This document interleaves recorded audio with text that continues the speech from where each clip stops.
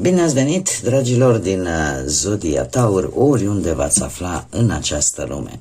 Sunt încântată ca de obicei să fim din nou împreună la o nouă lectură pentru următoarea perioadă a lunii martie, perioada între 9 și 15 martie inclusiv. Așa că toți cei care aveți nu doar soarele, ci și luna, Venus sau poate ascendentul în Zodia Taur, această lectură este de asemenea și pentru voi. Ca de fiecare dată, nu uitați, este totuși o lectură general colectivă, așa că vă rog să luați decât ceea ce va rezona cu voi.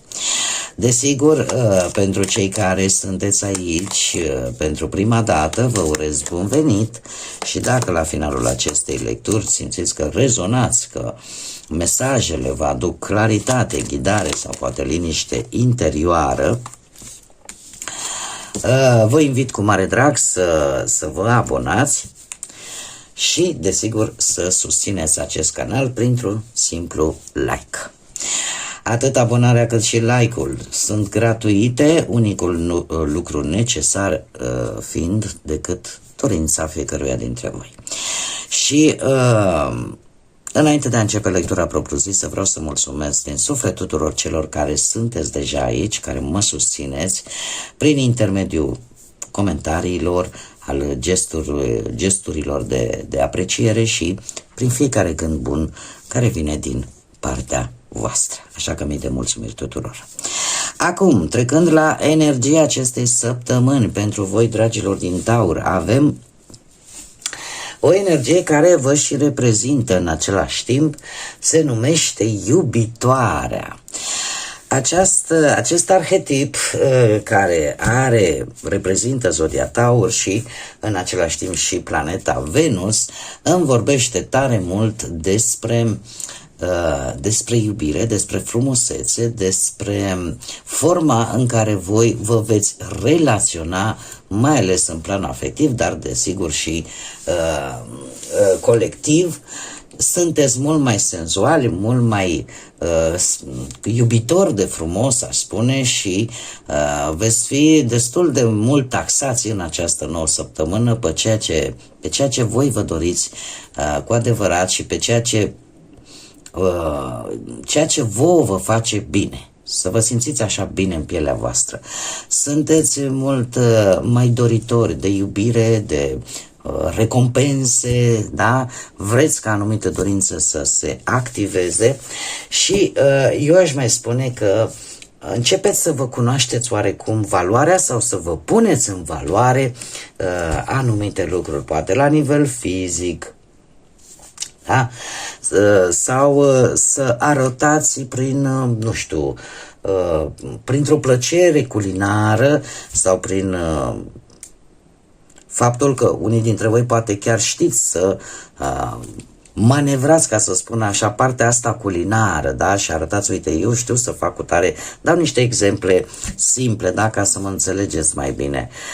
Să vă scoateți calitățile în valoare, atât cele de îndemânare, da? Eu știu să fac cu tare prăjitură și uite ce perfect îmi iese. Pe lângă acest lucru, vă scoateți în evidență pe voi, din punct de vedere fizic, aveți mai multă grijă de voi sau vă reînnoiți cu ceva de îmbrăcat sau cu o schimbare de look, în așa fel încât să ieșiți în evidență și să vă manifestați, ca să spun așa, ceea ce vă face pe voi să fiți speciali. Este adevărat că sunteți poate mult mai înclinați în această nouă săptămână să lucrați la anumite părți din aspectul vostru fizic. Unii pot chiar să se implice în chirurgii cosmetice sau în general pe cosmetică sau pur și simplu în momentul în care vă uitați în oglindă e ca și cum v-ați alimenta din propria voastră imagine și cumva sunteți hotărâți să faceți aproape orice pentru a menține această imagine, care și vouă vă place atunci când vă uitați la voi. Mergeți cumva pe acea premiză că ceea ce voi dețineți în acest moment cumva vă arată și valoarea care o aveți. De asemenea, avem și varianta mai ascunsă, dar care există, nu? Pentru fiecare arhetip, pentru fiecare energie, și aceea în care vorbim de un complex de inferioritate, în care unii dintre voi posibil să aveți senzația că nu valorați mai nimic, mai ales dacă nu primiți și confirmare din exterior, și atunci acest lucru poate aduce anumite frustrări în această săptămână. Deci avem și varianta, să zicem așa, mai pozitivă, dar avem și această variantă nu tocmai bună. Și eu aici aș ține să menționez și faptul că cei care aveți posibil vreun ascendent în leu, soare în taur și un ascendent în leu, e posibil în această săptămână să, dacă nu primiți confirmarea că indiferent ce ați face voi ca să ieșiți în evidență, să arătați celorlalți de ce sunteți capabili sau cât de strălucitori puteți fi, cumva lucrul ăsta chiar poate să cauzeze, așa cum bine am spus, anumite frustrări și complexul ăsta de inferioritate. Haideți să vedem acum ce ne spune și tarotul. Ce vine pentru dragii mei din Taur în săptămâna 9-15 martie. Să vedem.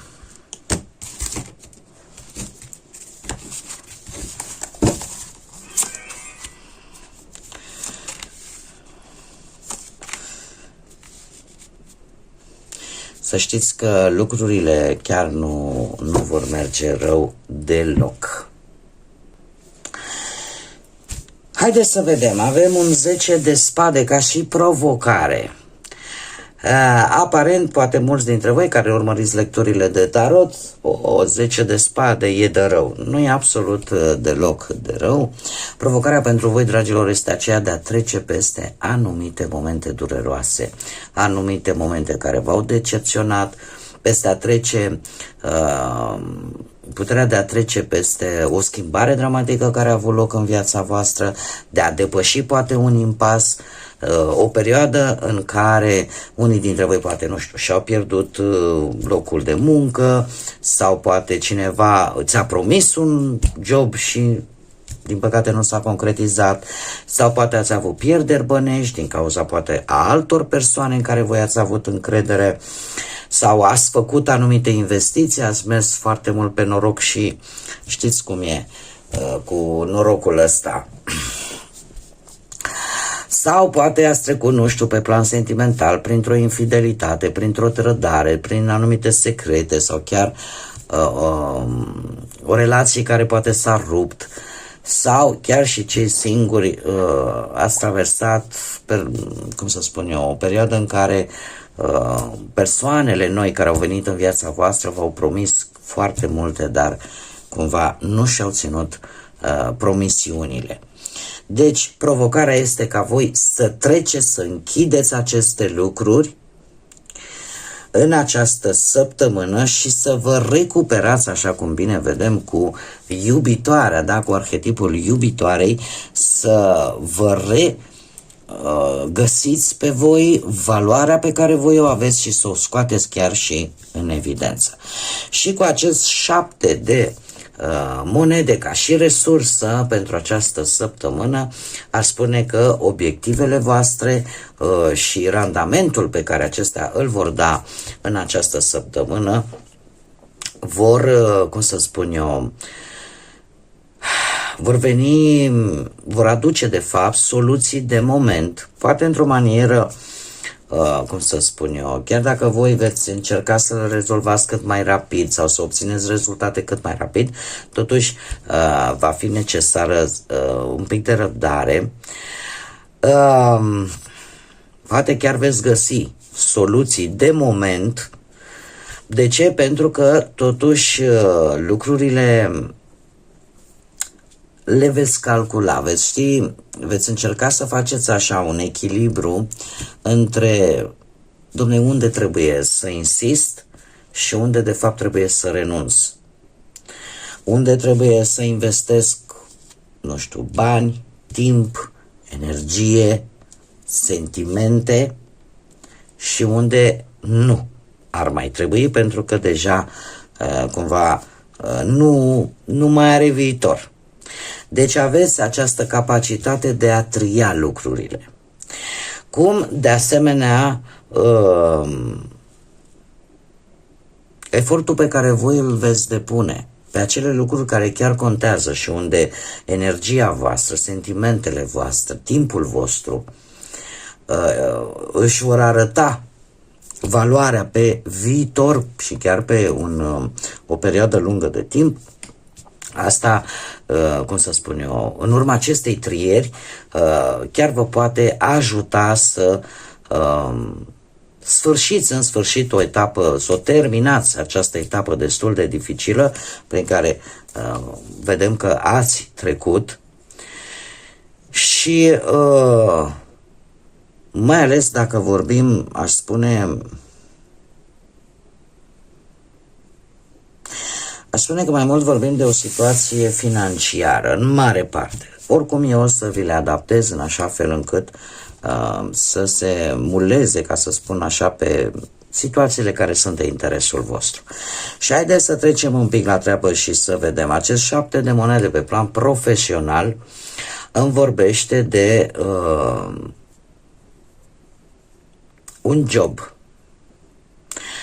în care, legat de mai degrabă aș spune un proiect pe care voi l-ați început, o idee pe care voi ați avut-o, legată de viața voastră profesională și care ori începe să dea roade, ori pur și simplu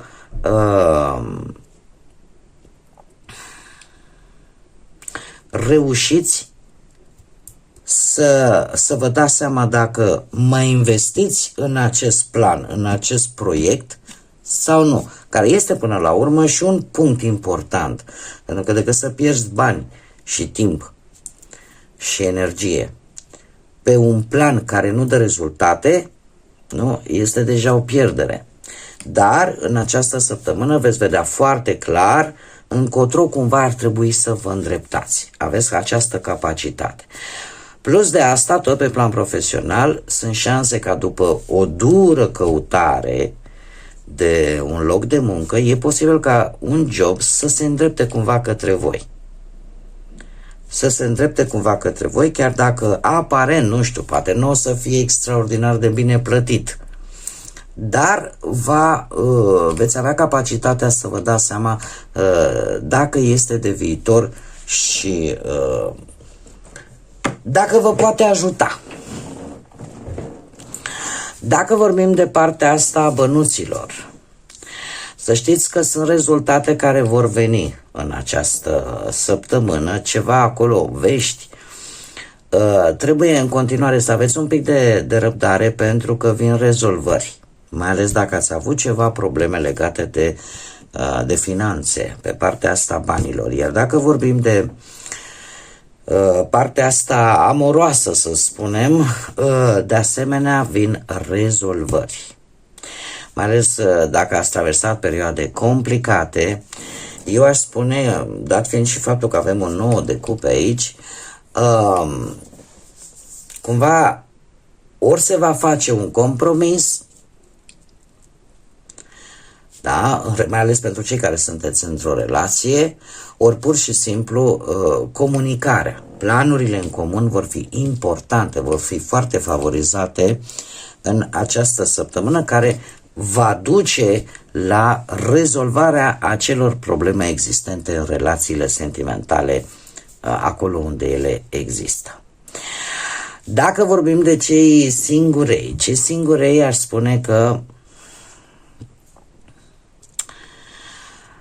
există șansa ca în această săptămână să cunoașteți oameni. Să cunoașteți oameni, dar în urma unor ieșiri, ca să spun așa. Nu știu, ieșiți într-un anumit context, că e poate vreun eveniment, o situație în care voi veți interacționa cu o gamă largă de persoane. Și există și această oportunitate ca una din aceste persoane, deci veți avea conexiuni. Conexiuni în care voi veți ieși în evidență, veți atrage oameni noi în viața voastră și există șansa ca într-adevăr din această multitudine, să zicem, de energii, una din ele chiar să se transforme într-o frumoasă sau un frumos început de relație. Așa, pe general, aș spune că energia voastră, într-adevăr, este una care vă poate ajuta foarte mult cu acest arhetip al iubitoarei să ieșiți dintr-o perioadă destul de complicată, o perioadă să se încheie, o perioadă grea, și în felul acesta, cu acest 9 de cupe, să obțineți acea stabilitate, cam pe toate aspectele vieții, aș spune eu, și de fapt să simțiți că și faceți pași înainte, da? Că există așa un mic progres continuu.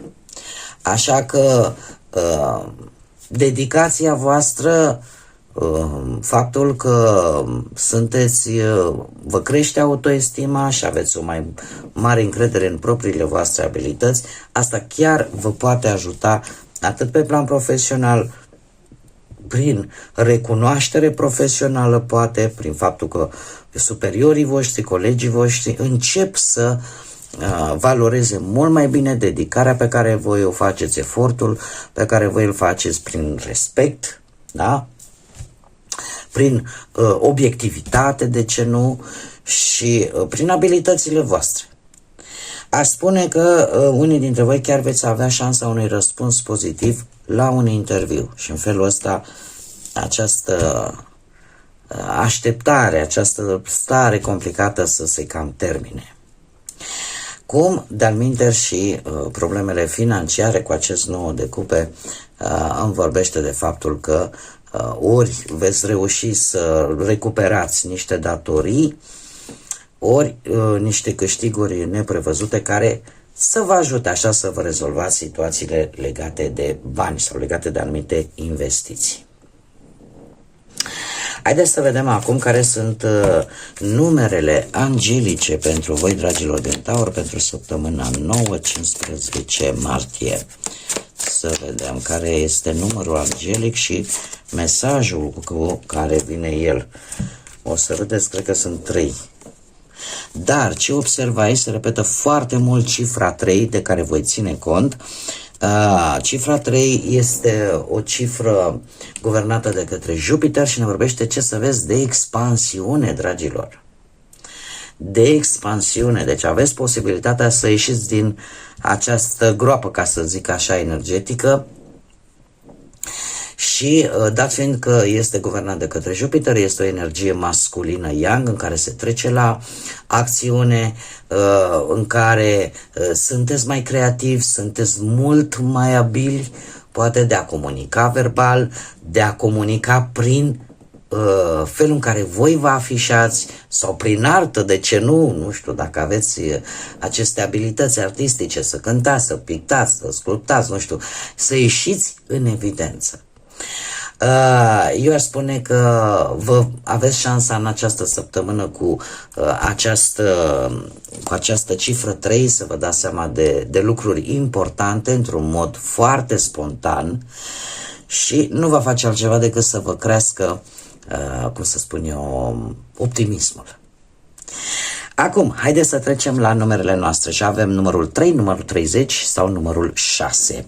Și zice, îmbrățișează transformarea, viitorul tău este unul luminos, atâta timp cât îl îmbrățișezi și crești, nu stagnezi, nu stai pe loc. De asemenea, mai avem numărul 19, numărul 10, 11 și 18 și, desigur, numărul 9. Ghidare divine și ne spune în felul următor, îngerii te ghidează către calea scopului tău, ascultă foarte atent acele șoapte din partea ghidului vostru divin, care îți va lumina drumul în continuare în viitorul apropiat. Vei vedea lucrurile mult mai clar și scopul tău va fi unul mult mai clar. Aș spune aici, dat fiind și energia acestui număr 3, că este adevărat, există o intuiție pe care ar trebui să o folosiți și care vă va ajuta să vă dați seama de lucruri importante. Este de fapt această influență divină care încearcă oarecum să vă ghideze. Să simțiți atunci când poate trebuie să plecați dintr-un loc, trebuie să faceți ceva cumva. Intuiția, cum am mai spus, nu are nimic de văzut cu rațiunea, cu logica, ci pur și simplu cu ceea ce simți într-un anumit moment, instant. Și mai avem numerele 38 pentru unii dacă vă rezonează cu ceva, avem 3 sau 8, avem 11, 14 și 22. Și îmi vorbește iară de protecție divină. Îngerii tăi te protejează, ai credință, încredere în călătoria ta, pentru că ai parte de sprijin divin. Ceea ce nu e lucru mic. Poate unii dintre voi chiar ați cerut sprijin divin și în această săptămână, poate chiar cumulat, toți acești factori vă vor ajuta să ieșiți din acest 10 de spade și să-i puneți capăt. Bun, dragii mei, cam atât. Cam acestea au fost mesajele pentru voi. Eu sper din suflet că v-au adus un pic de ghidare, un pic de claritate și, de ce nu, poate o nouă viziune asupra vieții. Vă mulțumesc că ați fost alături de mine, iar până la următoarea noastră revedere, nu uitați, dragilor, sunt suflete frumoase, sunteți ambițioși, așa că zburați înalt și lăsați credința, iubirea și pacea să vă însoțească la fiecare pas.